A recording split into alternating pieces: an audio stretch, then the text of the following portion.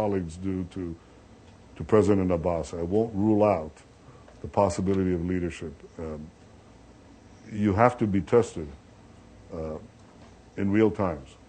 And the only way you'll change the reality is to bring a package, a total package. That is a peace treaty that is anchored in security, that gives sufficient feeling of hope and comfort to both peoples, and they can actually see the totality.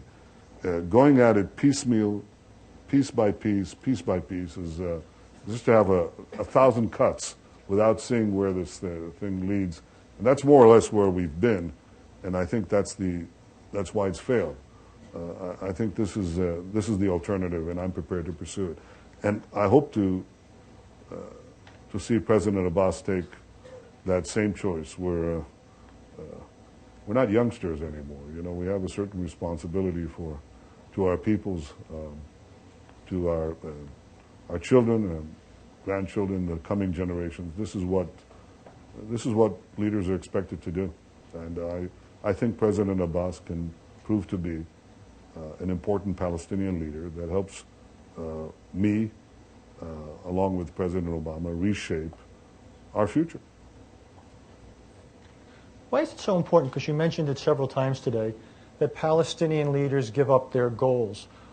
Why can't they secretly harbor a goal that Israel will disappear so long as they don't pursue those goals with violent means? Because part of the change that is required, there's an asymmetry in the conflict, and it's important to understand it. The reason the conflict persists, the reason it hasn't been resolved these 60-some years, is because of the enduring engine of the conflict. What is the true underlying source of this conflict? It is not Israel's possession of the territories, even though it is widely held to be that issue. It's certainly an issue that has to be resolved, and I'm prepared to resolve it. But if you really understand the source of this conflict, it actually goes back to 1920. The first attack against the Jewish presence took place in 1920, and it continued in the 1930s, continued in the great upheavals, obviously in 1948, and the combined Arab attack against the embryonic Jewish state, continued in the Fedayeen attacks in the 1950s, continued with the creation of the Fatah and the PLO before 1967. So it actually raged from 1920 till 1967. That's nearly 50 years before there was a single Israeli soldier in the territories, in Judea, Samaria, or the West Bank, before there was a single Israeli settlement. Why did it go on for half a century? Because there was an opposition to a Jewish sovereignty in any border, in any shape, in any form. Now you'd think that it was transformed. That is that after 1967, the issue was the territories, and in many ways the discussion about this issue changed the cause, the result of the conflict to its cause. The territories were a result. Our presence in the territories was a result of these repeated attacks against us. We came into possession because of attacks against us. And we're prepared to negotiate a solution to this. But having left territories, we left Gaza every square inch, we were fired upon. We left Lebanon, we were fired upon, having been inside Lebanon. And when you ask the Hezbollah, why are you firing on Israel?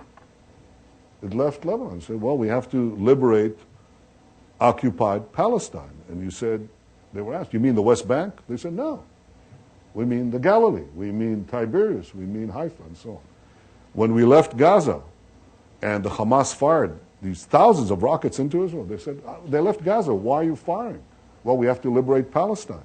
Do you mean the West Bank? And they said, no. We mean Ashdod, Ashkelon, Beersheba. So the real engine of the conflict is the refusal, the persistent refusal